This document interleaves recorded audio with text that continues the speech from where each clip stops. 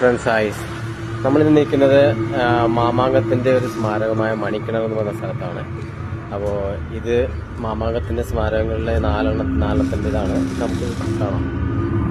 കേരള ഗവൺമെൻറ്റിൻ്റെ ഡിപ്പാർട്ട്മെൻറ്റ് ഒന്നാണ് മണിക്കിണർ. ഇതിൽ ഐതിഹ്യം എന്ന് വെച്ച് കഴിഞ്ഞാൽ മാമാങ്കത്തിലും മരിക്കുന്ന ചാവേറുകളുടെ ഒരു കിണറാണ്.